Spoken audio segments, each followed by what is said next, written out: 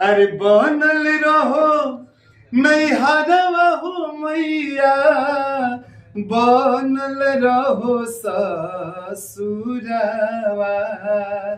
अरे इहे आशीषवा अरे दी हो मैया, सजल रहो से नूरवा। कि अरे माई बाप घर के भार हो गई, भाई से बढ़ के अपन सार हो गई। नून रोटी खइहा बाकी कढ़िया जानी का राजा। अगला लाइन बोला बाबा। बड़का कहैला बिना नहीं खे कौनो आप देखिएगा रोहित भैया, जो आपका गाना है वो 100 मिलियन व्यूज क्रॉस कर गया। हाँ, कितनी खुशी है? बहुत खुशी बा, बहुत। क्या कहिएगा श्रोतागण को? बस सारा श्रोता समाज के दिन है जो आज होत रहे कि देवता रूपी श्रोता समाज है, भगवान है, तो आज साबित कर देने की भगवान ही अपना भक्त बना ढाल दे रहे। एक बार वो गाना गुनगुना दी जो लगातार हर गाना वायरल बा। गाना तो एगो बहुत सुपर डुपर हिट जा रहा बा कि अरे माई बाप घर के भार हो गई, भाई से बढ़ के अपन सार हो गई। कैसन कल जुग के पूत अरे जन्मे कपूत, बैकुंठ ससुरार हो गई। रोहित प्रधान जी इतने कम समय में 100 मिलियन व्यूज। भोजपुरी में बहुत सारे उठ पटांग गाने गाकर लोग ले नहीं ला पाते हैं 100 मिलियन व्यूज, और हमेशा से मतलब आप ऐसे गाने लाते हैं, अच्छे अच्छे गाने लाते हैं और इतना ज्यादा व्यूज जाते हैं, तो इससे साबित होता है कि कहीं ना कहीं अच्छे गाने को भी दर्शक सुनता है। देखिए, हम लोग भोजपुरी के एक सिपाही हैं और एक सिपाही का फर्ज यही होता है कि भोजपुरी को अपने बचा के रखें, और सब लोग भोजपुरी को आगे बढ़ाने में सबका हाथ है। ऐसे नहीं कि हमारा ही हाथ है, सब लोग भोजपुरी को विदेश देश तक आगे फैलाए हैं, उसमें सारे सुपरस्टारों का हाथ है। जी बिल्कुल, हम लोग ये अलग कायम कर रहे हैं मुकाम। आपके बगल में जेपी तिवारी जी बैठे हैं, बहुत अच्छे म्यूजिक डायरेक्टर हैं, क्या कहेगा जेपी बाबा? बस सब जितना भी सब लोग जुटल बा सबके हमरा तरफ से प्रणाम बा जी। और बड़ा ही खुशी के बात बा कि यह दौर में जो गीत संगीत चलता है, यह दौर में इतना अच्छा गीत के आप सब प्यार आशीर्वाद दे से बहुत खुश बानी, दिल से सबके प्रणाम बा। और अच्छा गीत के आशीर्वाद दे सबके। बिल्कुल बिल्कुल। दीपक देशमुख जी, आप बहुत ही बेहतरीन राइटर हैं, और अभी अभी आपका भी एक गाना रितेश पांडे जी को लीक करके दिए थे जो कि काफी ज्यादा ट्रेंड किया, इवेंट भी है, उस गाने का इवेंट भी हुआ था, आप भी आए हुए हैं, क्या कहेगा रोहित प्रधान जी के लिए? हम रोहित भाई खातिर यह कहब कि यहाँ के और सब प्यार दुलार दी और अच्छा अच्छा गाना सुनने के मिली हमने एक कलम से यहाँ के मुख से सही प्यार दी। जय हो भोजपुरी, जय श्री। रोहित भाई, दशहरा आने वाला है, क्या आपका नेक्स्ट सॉन्ग कौन सा होगा? अभी तो नहीं बता सकते हैं, लेकिन शुद्ध पचरा आ रहा है एकदम माता रानी के लिए, शुद्ध पचरा बस माँ के लिए। गुनगुना सकते हैं क्या उसको? नहीं गुनगुना तो नहीं सकते, इस समय माहौल ऐसा चल रहा है, लेकिन एक गाना हमारा बहुत सुपर डुपर हिट हुआ था जिसे दर्जनों कलाकार गाए। वो टीएफ कंपनी से मेरा एल्बम था, लेकिन इसमें भी बहुत राजनीति है ना, तो मेरे गाने को दबा दिया गया। वो गाना अरे बनल रहो नैहरवा हो मैया, बनल रहो ससुरवा। अरे इहे आशीषवा अरे दी हो मैया, सजल रहो से नूरवा। गाना काफी लगातार अभी हम लोग हम और जेपी बाबा मिलके गाना किए थे, जो कि काफी आशीर्वाद प्यार मिला। अरे बेरी बेरी मिल जाई, अरे गुनगुना दो। अरे बेरी बेरी मिल जाई, धन दौलतिया दोबारा ना मिली। बेरी बेरी मिल जाई, धन दौलतिया दोबारा ना मिली। अम्माई बाबू के सुरतिया दोबारा ना मिली, माई बाबू के सुरतिया दोबारा ना मिली।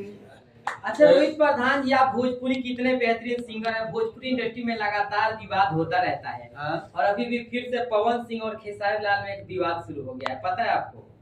जी नहीं, पता तो नहीं है हमको, ये बात पता नहीं। पवन सिंह जो गए थे पॉडकास्ट में, हाँ। और पॉडकास्ट में उन्होंने कहा कि खेसारी से मेरा कोई कंपटीशन नहीं है, बल्कि खेसारी लाल मेरे भाई जैसे हैं।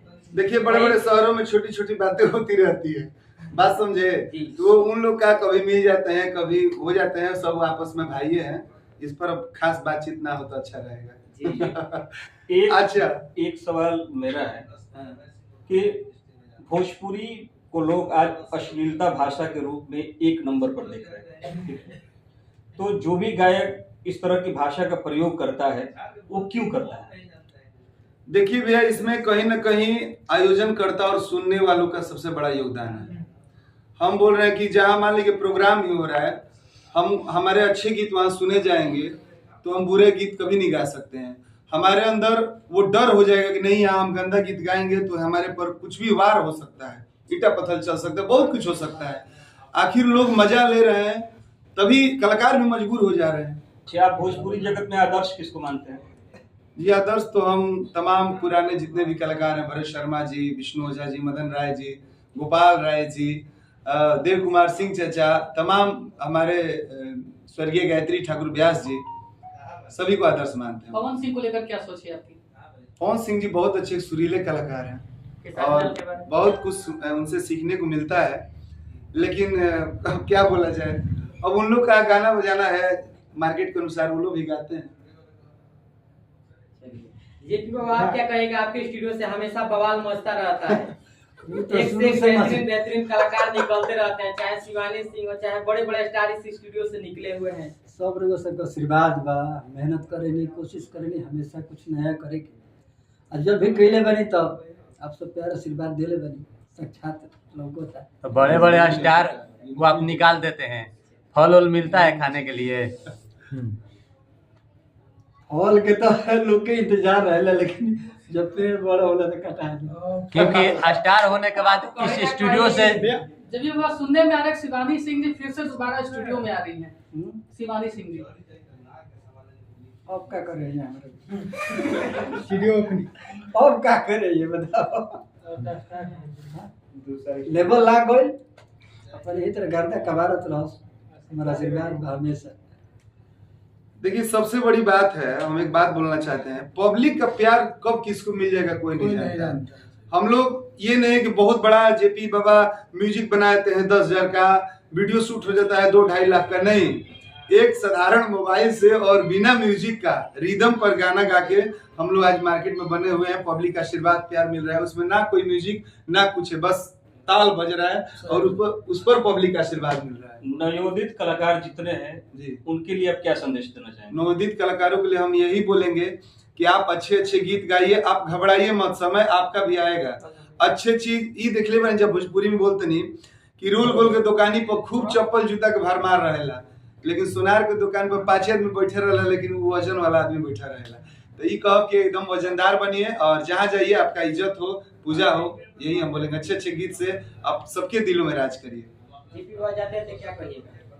बस कहम के यही तरह प्यार आशीर्वाद बनौले रहेंगे रोहित भैया पर, जे भी अच्छा गावता बिल्कुल सब सारे कलाकार अच्छा गीत के आप लोग सपोर्ट करिए, हर एक कलाकार के हमारा तरफ से खुला दिल देखते बनी दरिया सबके खातिर। रोहित भैया जाते जाते वो गाना हो जाओ, हाँ एगो गाना हो जाए जाते बिल्कुल, जन जन गाना वायरल बाड़ी से हुए हम गाए तो नहीं। हाँ हाँ एकदम। एगो गीत परसों इनकर छूटा रहे 22 घंटा में 3 मिलियन व्यूज मिलल, पंकज वसुधारी भैया के लिखल गीत रहे, उहे होके कि नून रोटी खइहा बाकी कढ़िहा जानी का राजा, नून रोटी खइहा बाकी कढ़िहा जानी का राजा। अगला लाइन बोला बाबा। बड़का कहैला बिना नहीं खे कोनो भैया क्या बात है। कि बड़का कहैला बिना नहीं खे कोनो जाए, नून रोटी खइहा बाकी कढ़ी हो जानी का राजा नून रोटी खई हो। मैंने कहे के बाद देखी अपना गीत से समाज में एगो अच्छा संदेश जाए। हमने के ऐसा 50 से ऊपर गाना जो हमने की मिलियन में गई बैठे, वो हर गाना से हमने के समाज में कोशिश ये कर बन कि हमने के समाज सुधरो। जो अभी बहुत सारा गीत गोले बन जाए कि आज लड़की वायरल होता लोग इंस्टाग्राम पर, तो इंस्टाग्राम पर अभद्र कपड़ा पहन के घर घर के बेटी बहन और वो लोग अपन व्यूज बढ़ावे के चक्कर में गंदा कपड़ा गंदा डांस करके जो नग्न नाच होता ए पर भी रोक लगावे खातिर हमने के गाना गौनी जा काफी आशीर्वाद प्यार मिलल। बहुत बहुत धन्यवाद रहुआ सबके। रोहित का हमेशा कोशिश बा अच्छा संदेश भेजे के समाज में।